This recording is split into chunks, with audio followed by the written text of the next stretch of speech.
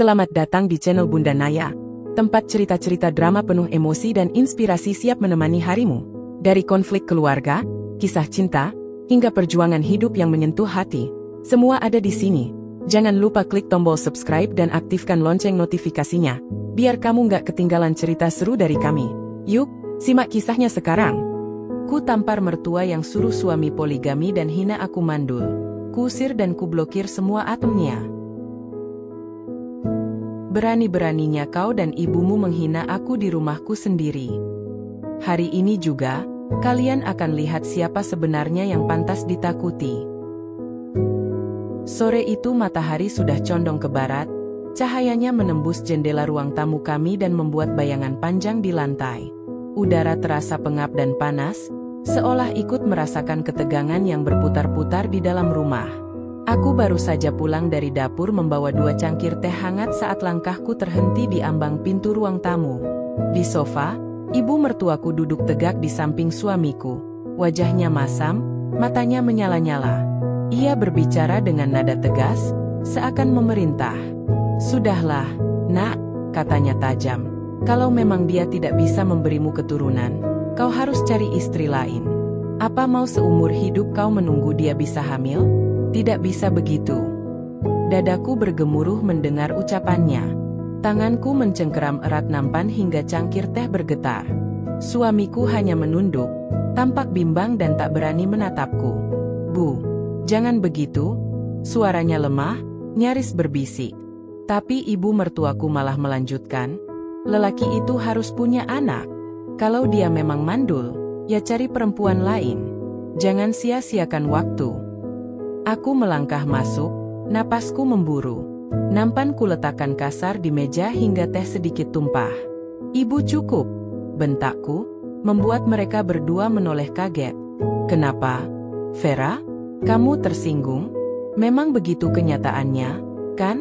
Kamu sudah bertahun-tahun menikah dan tidak bisa memberinya anak," sahut ibu mertuaku ketus, seakan tak peduli akan perasaanku. Wajahku memanas, sekujur tubuhku gemetar menahan amarah dan sakit hati.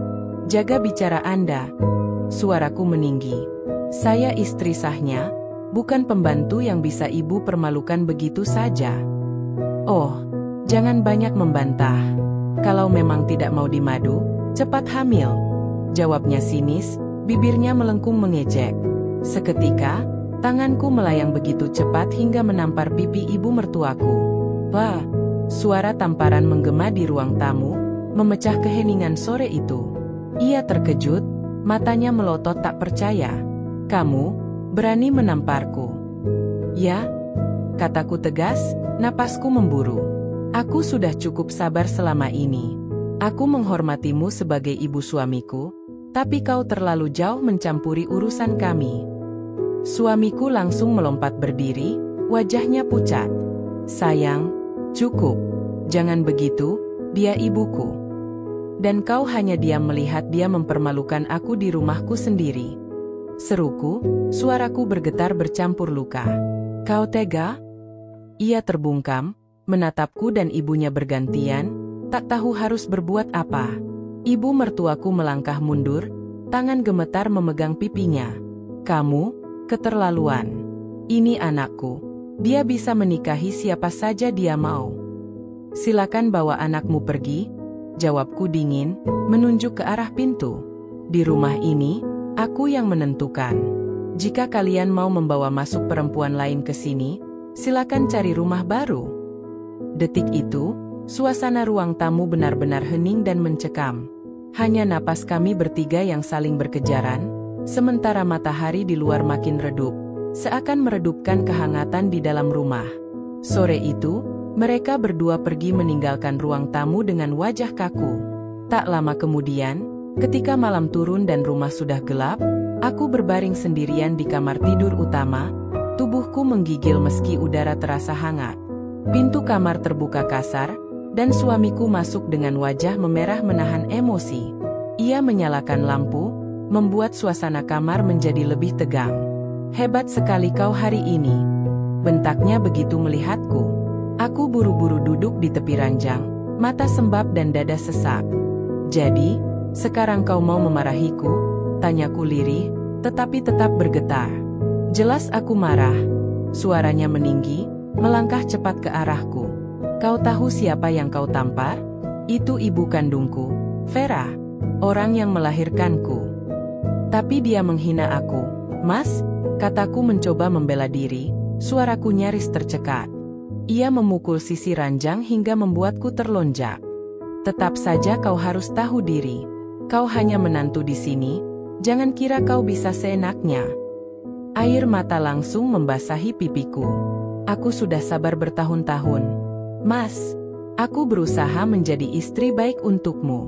Tapi ibumu sendiri yang selalu memancing amarahku. Apa kau mau aku diam saja dihina dan disuruh pergi agar kau bisa menikah lagi? Jangan memutar balik fakta, balasnya, suaranya kasar. Kau terlalu perasa.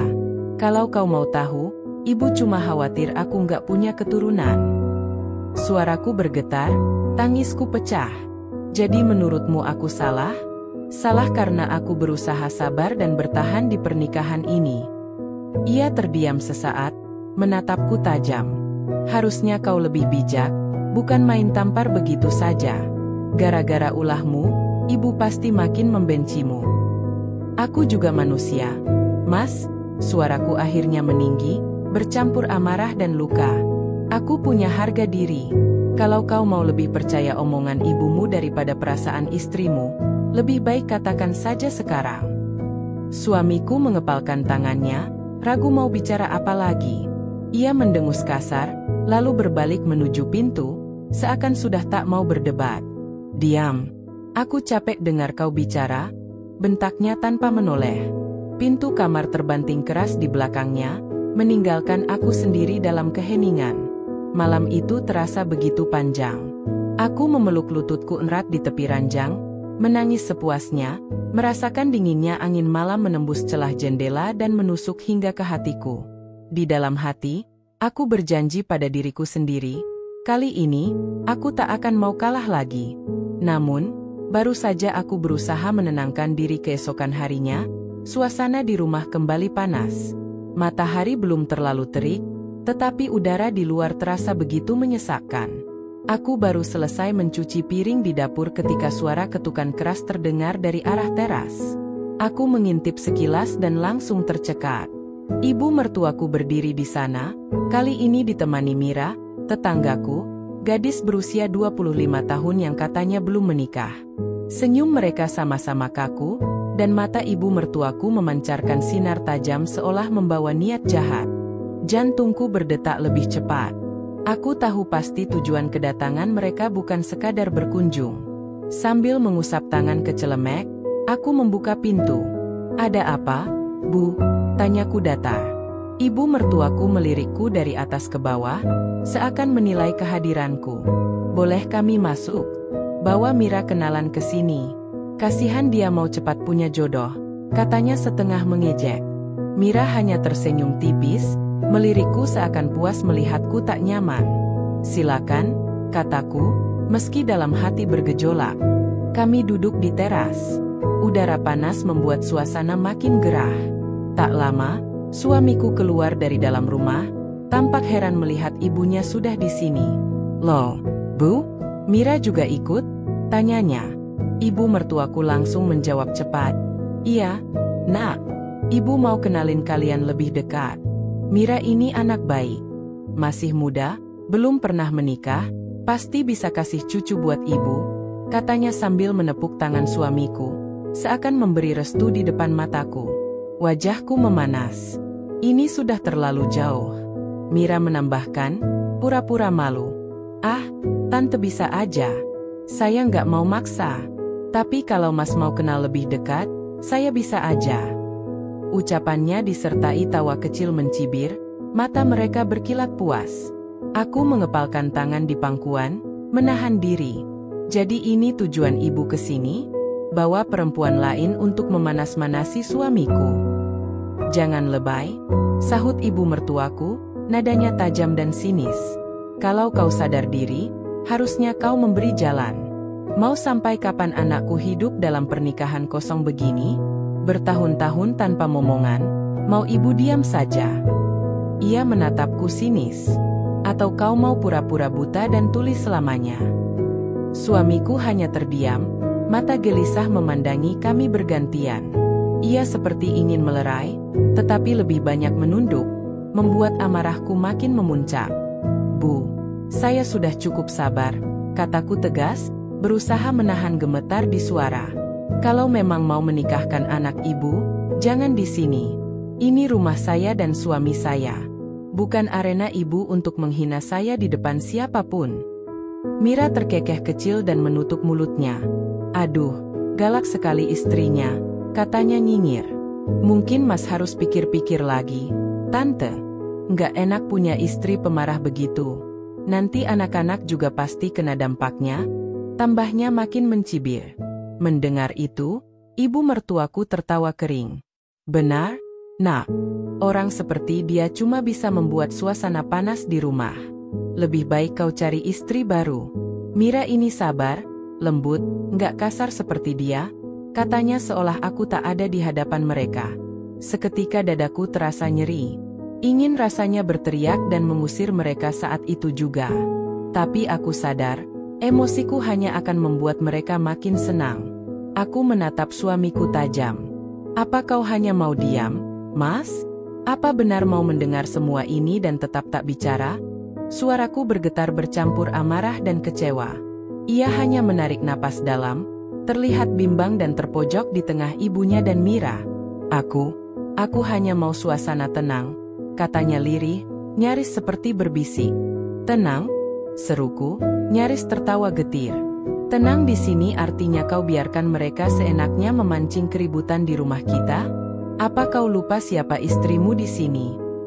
Ibu mertuaku menatapku sinis. Sudahlah, tak usah drama begitu. Kalau kau mau pertahankan dia, cepat punya anak. Kalau nggak bisa, jangan heran kalau anakku cari perempuan lain. Ia melipat tangan di dada, seolah sudah menang. Udara siang makin panas dan berat, membuat kepalaku pening. Mira duduk di samping ibu mertuaku seperti sekutu, menatapku seakan menunggu reaksiku, puas melihatku terpojok. Di saat itu, aku sadar mereka tak akan berhenti. Mereka benar-benar merendahkan dan ingin menghancurkanku demi ambisi mereka. Dan kali ini, aku berjanji dalam hati, aku tak akan hanya menangis di kamar seperti semalam. Aku akan melawan, dan mereka akan menyesali setiap kata hinaan yang mereka lemparkan. Malam itu, ketika rumah sudah terlelap dalam sunyi dan hanya bunyi jangkrik di luar jendela, aku berjingkat keluar kamar menuju ruang kerja suamiku. Hatiku berdebar kencang, tapi langkahku mantap. Tak ada lagi keraguan. Ini saatnya bertindak. Cahaya remang lampu meja membuat ruangan itu terlihat hangat sekaligus menegangkan. Aku menutup pintu perlahan agar tidak berderit. Meja kayu besar di pojok ruangan itu adalah tempat suamiku biasa mengurus semua berkas dan keuangan keluarga. Kubuka laci pertama. Kosong. Aku menarik napas, lalu mencoba laci kedua. Sebuah kotak hitam kecil dan beberapa amplop tebal langsung menarik perhatianku. Dengan hati-hati, kuambil dan meletakkannya di atas meja. Tanganku sedikit gemetar saat membuka kotak itu. Di dalamnya, tersusun rapi buku tabungan, kartu ATM, surat-surat kepemilikan rumah, dan akta-akta investasi suamiku. Semuanya ada di sini. Ini dia, bisikku nyaris tanpa suara. Aku menatap benda-benda berharga itu cukup lama, membiarkan pikiranku merancang langkah demi langkah pembalasan. Semua dokumen keuangan ini bisa menjadi senjataku untuk menghentikan mereka. Kalau ibu mertuaku dan Mira berpikir aku lemah dan tak berdaya, mereka salah besar. Di sela-sela keheningan, aku mendengar derit pelan di ambang pintu. Tubuhku langsung tegang. Cepat-cepat, ku pegang kotak itu erat dan berbalik. Suamiku berdiri di sana, mengenakan kaos oblong dan celana tidur. Wajahnya tampak bingung sekaligus curiga. "Sedang apa kau di sini, Vera?" tanyanya setengah berbisik. Jantungku nyaris melompat keluar dari dada. Namun aku sudah bertekad. Dengan wajah tenang, aku menjawab, "Aku mau membereskan berkas-berkasmu. Beberapa dokumen ini berantakan." Suaraku datar, berusaha terdengar wajar. Ia melangkah masuk, matanya tertuju ke kotak di tanganku. Tengah malam begini, kau yakin hanya mau beres-beres? Sahutnya tajam. Aku menegakkan tubuh. Ya, dan aku harus melakukannya sekarang. Kalau mau bantu, boleh. Kalau mau curiga, terserah. Nada suaraku sengaja kubuat lebih tegas, membuatnya terdiam sejenak. Ia hanya mendengus, lalu melangkah menuju lemari di sudut ruangan. Jangan terlalu lama. Nanti kau malah kecapean, katanya pelan sebelum keluar dan menutup pintu. Setelah memastikan langkahnya menjauh, aku mengembuskan napas panjang dan cepat melanjutkan. Kubuka amplop-amplop itu dan memilah apa saja yang bisa kupindahkan ke tanganku. Semua kartu ATM kuselipkan ke saku jaketku. Buku tabungan dan surat-surat berharga kutata rapi di dalam tasku. Besok pagi, mereka akan sadar bahwa mereka tak lagi punya kendali. Gumamku pelan, lebih pada diriku sendiri. Tanganku berhenti sejenak saat mataku menangkap selembar foto lama di dalam amplop. Foto pernikahanku dan suamiku. Senyum kami begitu lebar di sana, mata kami begitu hangat dan penuh cinta. Dulu, dia begitu melindungiku. Seketika, air mata hangat menetes di pipiku. Tapi aku cepat menghapusnya. Rasa sakit ini harus kujadikan kekuatan, bukan kelemahan. Semua sudah berubah. Kataku nyaris berbisik, menggenggam foto itu sebelum menyelipkannya di dalam dompetku. Setelah semua dokumen dan kartuku pastikan aman, aku mematikan lampu meja dan melangkah keluar ruangan. Setiap langkahku terasa ringan dan pasti, meski dadaku bergemuruh. Di lorong menuju kamar, aku sempat melirik pintu kamar ibu mertuaku dan teringat kata-kata tajamnya tadi pagi. Senyum tipis terbit di bibirku. Tunggu saja, bisikku dalam hati. Sebentar lagi kalian akan tahu rasanya kehilangan kendali di hidup kalian sendiri. Sore berikutnya, matahari sudah tergelincir di ufuk barat, membuat langit kemerahan dan angin berembus lebih sejuk. Aku baru saja selesai membereskan ruang tamu ketika kudengar suara langkah kaki di teras. Begitu aku melangkah ke depan, tampak ibu mertuaku datang lagi. Ia mengenakan kebaya dan kerudung baru. Wajahnya angkuh seperti biasa. "Oh, kau di sini," katanya ketus begitu melihatku. "Mana anakku?" Panggil dia keluar. "Aku mau bicara soal pernikahannya. Tidak bisa ditunda-tunda lagi." Aku menatapnya tajam. "Tidak perlu. Kita bisa bicara di sini," balasku datar, berdiri di ambang pintu. Ia melotot. "Jangan sok berani. Ya, kau pikir siapa kau di rumah anakku? Kalau bukan karena dia, kau sudah lama ibu usir." Dadaku berdebar cepat, tapi kali ini bukan ketakutan, melainkan kemarahan bercampur harga diri. "Maaf, Bu. Rumah ini juga milik saya. Dan saya sudah cukup lama bersabar," kataku, melangkah lebih dekat ke arah teras. "Bersabar?" Ia mendengus sinis. "Bersabar apanya? 5 tahun menikah, anak pun tak bisa kau beri. Mau sok melawan ibu pula? Kau lihat sendiri, Mira sudah ibu bawa. Gadis baik-baik dan subur. Apa susahnya kau sadar diri dan pergi?" Seketika amarahku meledak. "Jaga bicara Anda, Bu." Suaraku meninggi. Saya sudah cukup lama menahan hinaan ibu. Semua ucapan dan sikap ibu selama ini membuat saya sadar. Ibu bukan hanya mau menyingkirkan saya, tapi mau menginjak harga diri saya. Ia tergelak meremehkan. "Harga diri? Harga dirimu itu sudah lama hancur. Endu, perempuan mandul macam kau mau bicara harga diri?" Aku merasakan tubuhku panas, mataku berkaca-kaca, namun aku menahan tangis.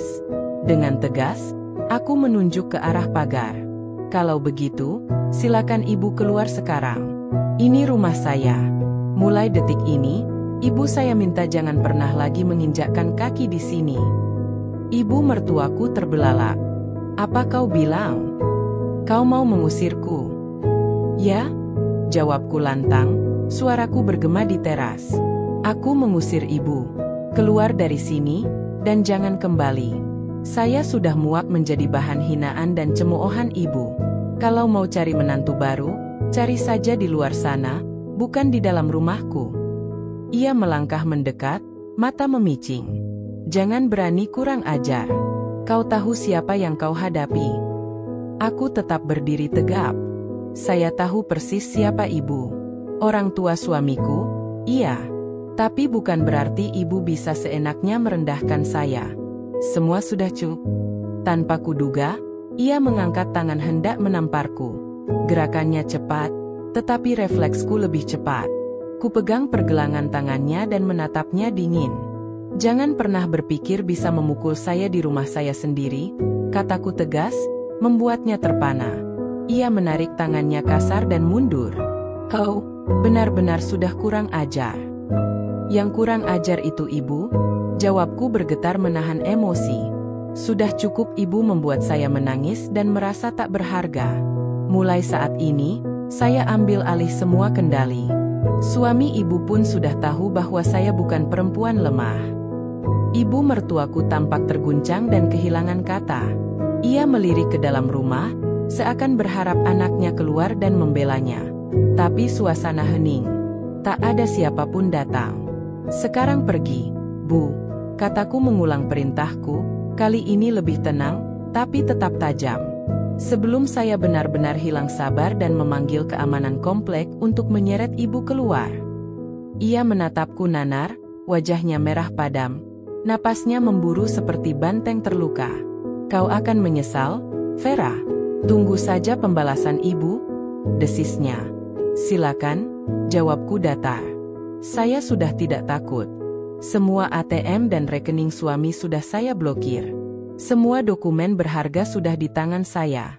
Jadi, ibu mau mengancam saya? Silakan coba.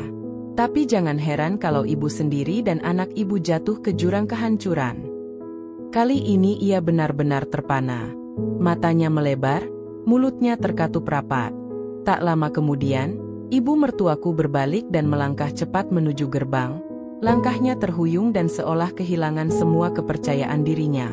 Angin sore berembus kencang, membuat daun-daun berguguran di halaman, seakan menandai berakhirnya sebuah babak panjang penderitaan. Aku berdiri tegak di teras, menatap kepergiannya hingga sosoknya benar-benar hilang dari pandangan. Rasa sesak di dadaku perlahan terlepas, berganti ketenangan dan harga diri yang selama ini direnggutnya. Hari ini, aku tahu pasti, aku sudah membuat garis tegas, dan siapapun yang berani melangkah melewatinya harus siap menanggung akibatnya. Pagi itu, matahari baru setengah naik dan sinarnya belum begitu terik, tetapi ruang tamu sudah memanas. Suamiku baru saja keluar dari kamar tidur, wajahnya kusut dan tampak kebingungan. Ia bergegas ke lemari dan mengambil dompetnya. Saat ia memeriksa ponselnya, alisnya langsung berkerut. Vera, teriaknya lantang membuatku menoleh. Kau apakan semua kartu ATM-ku? Kenapa semua transaksi gagal? Aku menatapnya datar dari kursi sofa, tanganku melipat di dada. Aku hanya melindungi hartaku, jawabku tenang. Hartamu? Ia melangkah cepat ke arahku, matanya memerah dan napasnya memburu. Apa kau sudah gila? Itu uangku, hasil kerjaku. Kau blokir ATM dan rekeningku. Ya, kataku tanpa gentar. Dan bukan hanya ATM MU. Semua rekeningmu sudah di bawah kendaliku. Kamu kira aku akan diam begitu saja setelah ibu dan Mira berani datang ke sini, menghina dan memanas-manasi pernikahan kita? Suamiku tampak terpana, seperti baru disambar petir. Ia berteriak, "Jangan bercanda, Vera.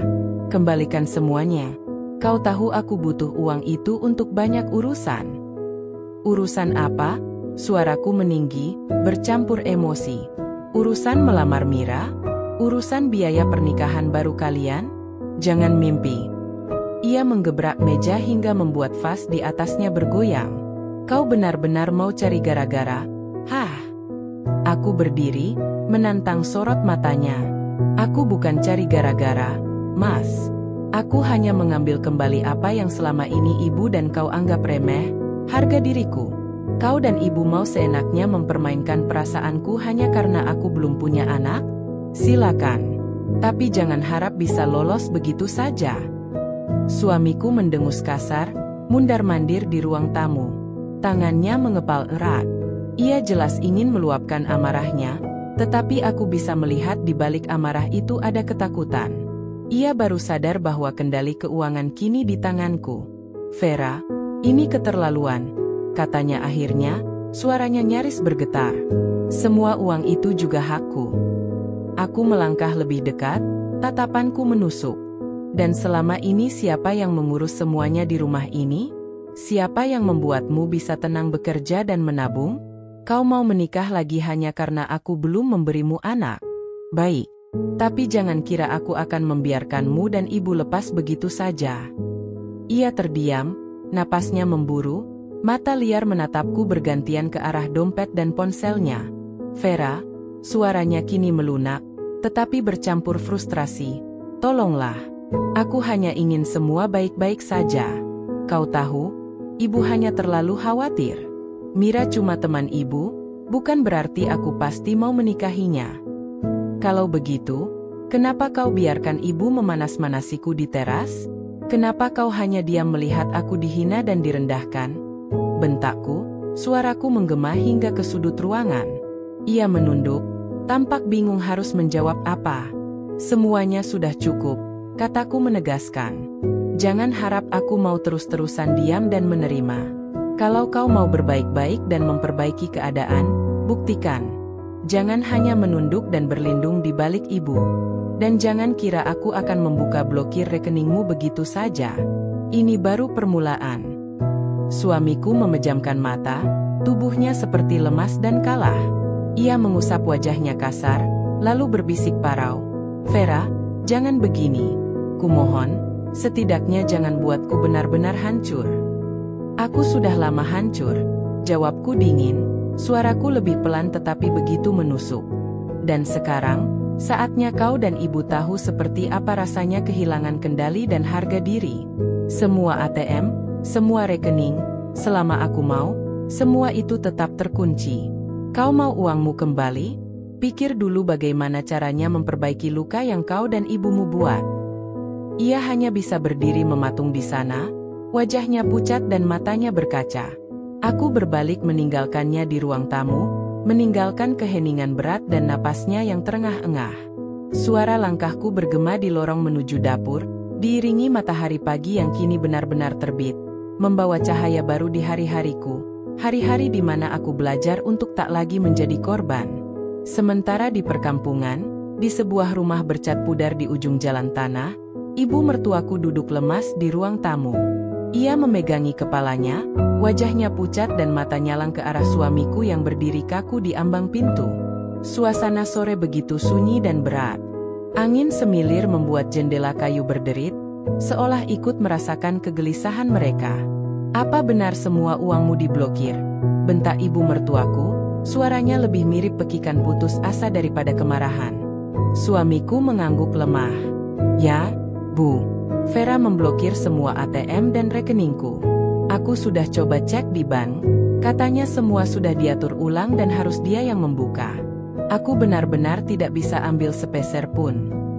Ya Allah, ibu mertuaku memejamkan mata, tubuhnya merosot ke kursi bambu. Bagaimana bisa begitu? Semua uangmu, semua tabunganmu, dipegang dia? Ia memukul kursi di sebelahnya, membuat debu beterbangan. Suamiku hanya menunduk, wajahnya muram. Ia tahu betul bahwa situasi ini adalah buah dari pembiarannya selama ini. Aku nggak tahu harus gimana lagi, Bu, katanya lemah. Vera benar-benar sudah nggak mau dengar apapun. Ibu mertuaku berdiri cepat dan menunjuk suamiku. Ini semua gara-gara kau terlalu lemah. Kalau dari dulu kau mau tegas, pasti dia nggak berani melawan. Dasar anak tak berguna. Suamiku tersentak. Ibu jangan begitu, aku sudah berusaha, tapi dia memang pintar. Semua berkas keuangan dia ambil waktu malam. Balasnya, suaranya bercampur amarah dan keputusasaan. Pintar apanya? Kau itu bodoh. Ibu mertuaku melotot, melangkah mendekat dan memukul dada anaknya dengan ujung jarinya. Seharusnya kau bisa kontrol dia, bukan malah dikontrol. Mendengar itu, suamiku akhirnya meledak. Ibu pikir gampang. Kau sendiri mau bantu apa? Hah? Semua tabunganku, asetku, sekarang di tangannya. Dan ibu cuma bisa memarahi. Jangan berani bicara begitu ke ibu. Ibu mertuaku menampar lengan anaknya, meski tenaganya sudah lemah. Suamiku menghela napas kasar dan menyingkirkan tangan ibunya. Lalu ibu mau apa? Uangku sudah nggak bisa diambil. Mau ibu maki siapa lagi? Aku mau menikahi Mira pun pasti butuh biaya.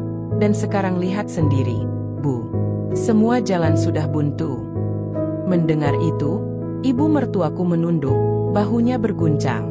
Ia tampak terpukul dan benar-benar kehilangan kata. Rumah sederhana itu semakin hening, hanya terdengar suara ayam di kejauhan dan deru napas mereka berdua yang terengah. Tiba-tiba ibu mertuaku berkata pelan, nyaris berbisik, "Kau benar-benar sudah membuat ibu malu. Semua orang di kampung pasti akan bertanya, mau ibu jawab apa? Bilang anak ibu miskin dan dikendalikan istrinya sendiri. Ya mau bagaimana lagi?" Bentak suamiku, kali ini benar-benar hilang sabar. Ibu sendiri yang mau cepat-cepat menikahkan aku lagi, padahal ibu tahu keuangan kita semua bergantung padaku dan Vera. Mata ibu mertuaku membelalak mendengar anaknya menyalahkan dirinya. Ia berdiri cepat dan menuding wajah suamiku. Jadi kau mau bilang ibu penyebab semua ini? Kau mau menyalahkan ibu? Kalau ibu nggak memanas-manasi aku dan terus menghina Vera, semua pasti nggak serumit ini, sahutnya lantang, menatap ibunya berani. Seketika ruang tamu seakan beku. Hanya suara angin dan napas mereka berdua yang saling berkejaran. Mata ibu mertuaku berkaca-kaca, tetapi bukan menangis, melainkan bercampur marah dan perasaan malu. Dasar anak durhaka, desisnya nyaris tanpa suara. Suamiku berbalik, menatap keluar jendela kosong. Ia tampak kehabisan kata, seperti orang yang terjebak di jalan buntu. Ia tahu bahwa perbuatannya selama ini, juga campur tangan ibunya, membawa mereka ke titik terendah. Di dalam keheningan itu, ibu mertuaku akhirnya terduduk lemas di kursi tua, memegangi dadanya sendiri. Ia bergumam nyaris putus asa, "Bagaimana sekarang? Semua sudah hancur, Nak. Semua gara-gara perempuan itu." Suamiku tak menjawab. Ia hanya memandangi matahari sore yang mulai terbenam, sadar bahwa mereka sudah terpojok, tanpa jalan keluar, dan bahwa aku benar-benar sudah membuat mereka merasakan akibat dari setiap hinaan dan rencana busuk mereka. Aku sedang duduk di ruang makan malam itu, hanya ditemani secangkir teh hangat dan lampu kuning redup di atas meja. Dingin malam merembes lewat sela-sela jendela, membuat suasana makin hening dan melankolis. Ketika pintu terbuka dan suamiku melangkah masuk, aku hanya menoleh sekilas, tak berniat beranjak. Ia terdiam sejenak di ambang pintu. Lalu, suaranya terdengar serak dan ragu. "Vera," panggilnya lirih. Aku menegakkan tubuh dan menatapnya tanpa senyum. "Mau apa lagi?" tanyaku dingin. Ia melangkah mendekat dan duduk di kursi seberangku, kepala tertunduk. "Aku," katanya terputus. "Aku mau minta maaf." Seketika dadaku berdenyut nyeri. Dulu kata itu begitu kuharapkan, tapi kini rasanya hambar. "Minta maaf?" sahutku sinis. "Apa semudah itu?" Ia menatapku, mata memerah dan berkaca. "Aku sadar, Vera. Semua ini salahku. Salah ibu. Salah kami berdua," katanya terbata. "Aku begitu bodoh, terlalu menurut ibuku. Dan aku baru sadar betapa kejamnya kami padamu selama ini." Aku tertawa kecil, pahit dan getir. "Baru sadar? Setelah aku menampar ibumu?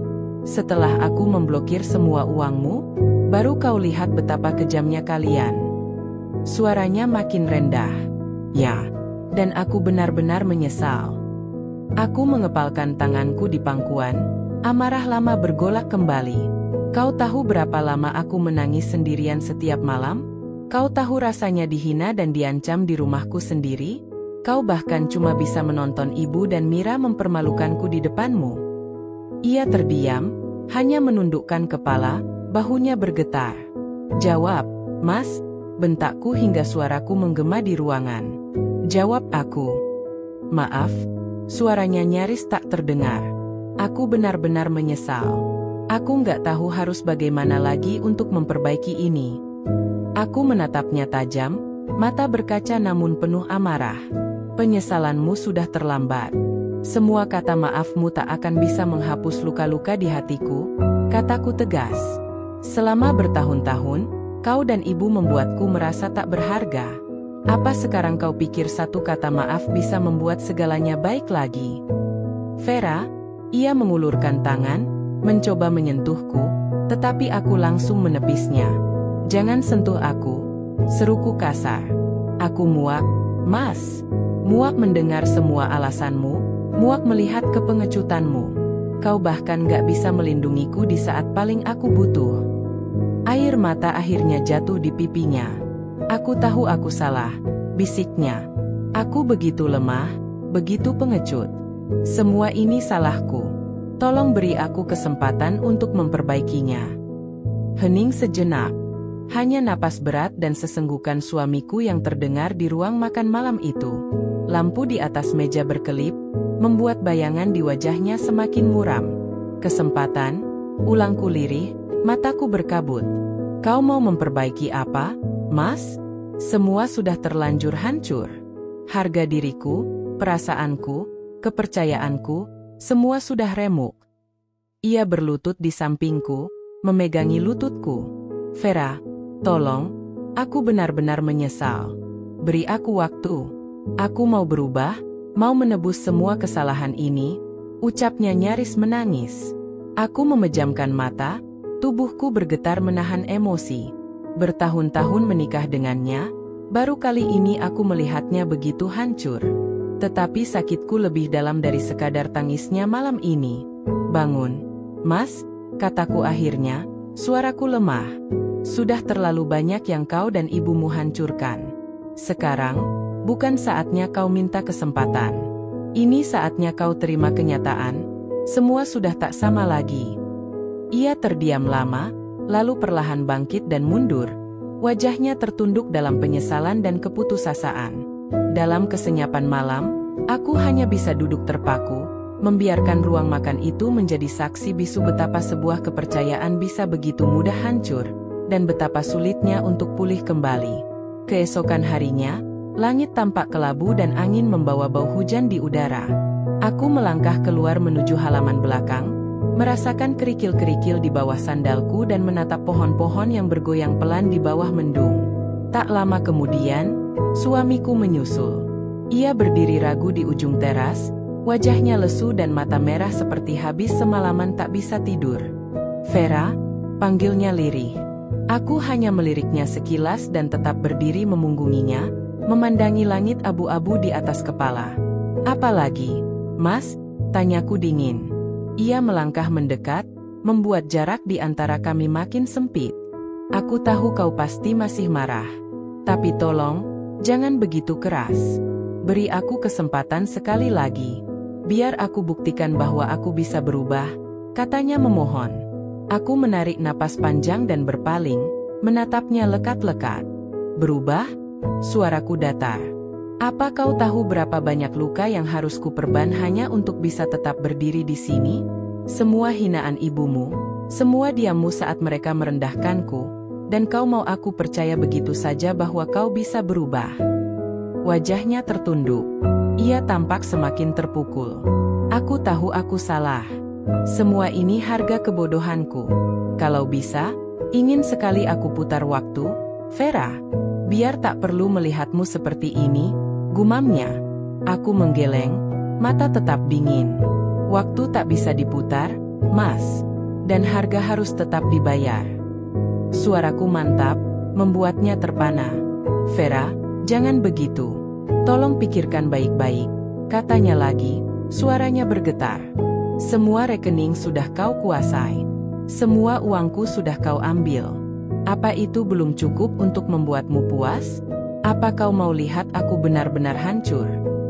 Aku tertawa pelan, pahit dan dingin. Puas? Kau pikir ini soal kepuasanku? Aku melipat tangan di dada dan menatapnya tajam. Kau tahu, Mas, selama ini aku hanya mau dihargai sebagai istri. Bukan hanya sebagai mesin melahirkan anak. Tapi kau dan ibumu membuatku merasa lebih rendah dari debu. Jadi jangan bicara soal puas, karena luka di hatiku lebih dalam dari sekadar urusan uang. Ia memejamkan mata, napasnya tercekat. Aku benar-benar menyesal, Vera. Kumohon, jangan buat aku kehilanganmu. Aku nggak bisa hidup tanpamu, katanya nyaris menangis. Kurasakan mataku panas. Seharusnya kau memikirkan itu saat ibumu dan Mira mencibirku di teras rumah kita, jawabku lirih. Seharusnya kau memikirkan perasaanku sebelum membiarkan mereka masuk dan merendahkanku seperti tak punya harga diri. Vera. Ia mengulurkan tangan, berusaha meraihku, tetapi aku langsung mundur selangkah. Jangan sentuh aku, ucapku tegas. Semua sudah cukup. Tak ada lagi kesempatan. Hatiku bergemuruh, tetapi aku harus tetap tegar. Ia mematung di tempatnya, menatapku seakan ingin bicara lebih banyak. Namun kata-katanya tercekat di tenggorokan. Angin sore bertiup makin kencang, membawa daun-daun berguguran di sekitar kami. Udara makin berat dan lembab, seolah langit pun ikut menanggung kesedihan dan kemarahan ini. Vera, setidaknya biarkan aku berusaha, suaranya lirih dan memohon. Aku sudah memberi cukup waktu, Mas, kataku tajam, dan kau menyia-nyiakannya. Sekarang harga harus dibayar. Kalau kau mau melihat ibu dan Mira puas, lihatlah mereka menanggung akibatnya. Kalau kau mau bertanggung jawab, mulailah dari dirimu sendiri. Karena aku sudah selesai. Ia menatapku lama, mata merah dan berkilat basah. Tak ada lagi yang bisa ia katakan. Tak ada lagi yang bisa ia bela. Semua sudah begitu jelas, bahwa kali ini, keputusanku bulat dan tak tergoyahkan. Perlahan aku berbalik, melangkah menuju pintu belakang, meninggalkan suamiku berdiri di sana di bawah langit mendung, sendirian di halaman belakang. Hujan pun turun rintik-rintik, seakan ikut mengantar kepergianku dan menutupi jejak air mata yang tak mau kutunjukkan.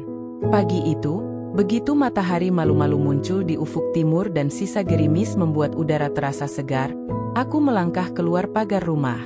Tanganku menggenggam koper kecil berisi pakaian dan beberapa kenangan yang tersisa. Langkahku pasti, meski hati ini belum benar-benar sembuh. Namun aku tahu, aku harus pergi. Di teras, suamiku hanya bisa memandangi punggungku dari kejauhan, tubuhnya kaku, tak berani melangkah mengejar. Mata ibu mertuaku tampak dari balik gorden jendela, terpaku dan entah apa yang dirasakannya saat melihatku melangkah menjauh. Vera. Suara suamiku akhirnya memecah keheningan. Ia berlari tergesa-gesa ke arah pagar, napasnya berat dan wajahnya pucat. Tunggu, jangan pergi seperti ini. Aku berhenti sejenak, membalikkan tubuh. Mataku menatapnya tajam, dingin, meski dadaku bergemuruh. Apalagi, Mas? Tanyaku datar. Ia tampak tergagap, tangannya gemetar saat menggenggam pagar. Kumohon, jangan tinggalkan aku. Aku benar-benar menyesal. Tolong beri aku kesempatan sekali lagi. Suaranya serak, nyaris berbisik. Di kejauhan, aku bisa melihat ibu mertuaku mengintip, dan sejenak aku sempat melihat Mira, si tetangga yang dulu ia bawa untuk memprovokasi suamiku, melintas di jalanan dan bergegas menjauh, seakan malu tertangkap basah. Aku menghela napas panjang dan menatapnya, kali ini lebih tenang. Sudah cukup, Mas, kataku lembut, tetapi pasti. Aku sudah memberi banyak kesempatan. Kamu tahu itu. Tapi setiap kali, ibu dan kau sama saja. Merendahkan aku, membuatku merasa tak berharga. Semua ini bukan soal harta, bukan soal siapa menang siapa kalah. Ini soal harga diriku sebagai istri dan sebagai manusia. Ia terdiam, menundukkan kepala. Angin pagi membuat rambutnya berantakan dan membuatnya terlihat begitu lelah dan rapuh. Vera, bisiknya lagi, jangan pergi. Kita bisa memulai semuanya dari awal. Aku akan menjauhkan ibu, menjauhkan siapapun yang mau merusak rumah tangga kita. Tolong, jangan tinggalkan aku. Aku menggeleng pelan. Terlambat, Mas, jawabku mantap. Waktu untuk memperbaiki itu sudah lewat. Dan harga untuk semua perbuatan ibu dan dirimu sendiri harus kalian bayar. Aku ingin hidup lebih tenang, lebih damai, dan lebih menghargai diriku sendiri. Aku tak mau lagi menjadi orang yang terus kau lukai dan kau sia-siakan. Vera, suaranya tercekat, dan kali ini air mata benar-benar menetes di pipinya.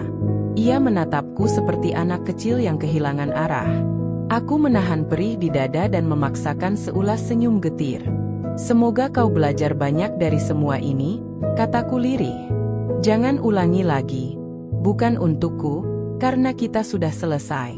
Tapi untuk dirimu sendiri dan untuk siapapun yang nanti kau cintai. Ia hanya bisa mengangguk dalam isakan, membuatku makin yakin bahwa keputusanku benar. Tanpa menoleh lagi, aku melangkah meninggalkan halaman itu, keluar pagar, dan menuju jalan setapak di luar. Bau tanah basah dan udara pagi memberi semacam ketenangan yang lama ku nanti. Di depan sana, kehidupan baru menungguku.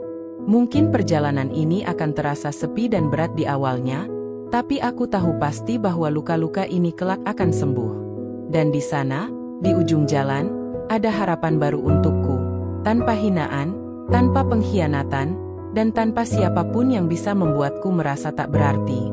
Langkahku makin ringan, seperti burung yang baru lepas dari sangkar. Dan meski matahari pagi baru setengah naik dan suasana jalanan begitu lengang, aku merasa lebih hidup dan lebih bebas dari sebelumnya. Beberapa bulan sudah berlalu sejak pagi mendung itu, ketika aku melangkah pergi meninggalkan semua luka dan beban di belakangku. Waktu ternyata membawa perubahan yang lebih cepat dari yang kubayangkan. Aku kini menetap di sebuah kota baru, tempat di mana tak seorang pun mengenalku, di mana aku bisa bernapas lega dan belajar berdiri di atas kakiku sendiri. Hari-hariku kini diisi dengan kesibukan baru. Aku bekerja di sebuah kafe kecil di pusat kota, dan malamnya, aku belajar membuat kue dan roti, hobi lama yang selama ini terlupakan. Setiap pagi, sebelum matahari benar-benar terbit, aku sudah sibuk mempersiapkan adonan dan menyeduh kopi untuk para pelanggan. Rasa hangat di dada saat melihat mereka tersenyum membuatku sadar bahwa hidup bisa begitu sederhana dan indah bila kita mau memberi ruang untuk diri sendiri. Kadang, saat duduk sendirian di sudut kafe sambil menyeruput teh hangat, pikiranku melayang ke masa lalu. Bukan untuk meratapinya, tetapi untuk melihatnya sebagai pembelajaran. Rasanya aneh dan ajaib bahwa aku bisa bertahan, bahkan tumbuh lebih kuat, setelah semua luka dan pengkhianatan itu. Semua hinaan ibu mertuaku dan suamiku, perasaan tak berharga yang mereka tanamkan, kini seakan hanya bayangan samar di kejauhan. Sementara itu, aku sempat mendengar kabar bahwa suamiku benar-benar terpuruk. Ia kehilangan banyak hal, harta, harga diri, dan bahkan kepercayaan ibunya sendiri. Kata orang, mereka kini tinggal di rumah lama ibu mertuaku di perkampungan, hidup seadanya. Tak ada lagi deretan mobil mewah, tak ada tabungan melimpah. Semua kehancuran itu adalah harga untuk perbuatan mereka sendiri. Bukan aku yang membuat mereka jatuh, melainkan mereka sendiri. Namun, di sini dan sekarang, aku sudah tak mau terlalu memikirkan mereka. Semua itu hanyalah bagian dari lembaran lama yang sudah kututup rapat. Sebab di lembaran baru ini, aku menulis cerita tentang diriku. Cerita tentang keberanian untuk melangkah pergi, tentang kepercayaan diri untuk hidup tanpa bergantung siapapun, dan tentang cinta kepada diriku sendiri. Pada suatu sore, ketika matahari terbenam dan langit merona jingga, aku berdiri di balkon kontrakan kecilku dan merasakan angin hangat menyentuh wajah. Samar-samar terdengar suara tawa anak-anak bermain di taman kota di kejauhan, bercampur riuh kendaraan yang melintas. Hatiku hangat. Aku tahu perjalananku belum selesai, tetapi setidaknya aku sudah berhasil memulai. Mungkin suatu hari nanti aku akan jatuh cinta lagi, atau bahkan membangun keluarga baru. Atau mungkin aku akan terus menekuni pekerjaanku, melebarkan sayap impianku dan menjadi pribadi yang lebih baik setiap hari. Apapun itu, aku tahu bahwa masa depanku kini ada di tanganku sendiri. Tidak lagi dalam kendali siapapun. Dan saat aku memejamkan mata, menghirup udara segar malam, aku berbisik pada diriku sendiri.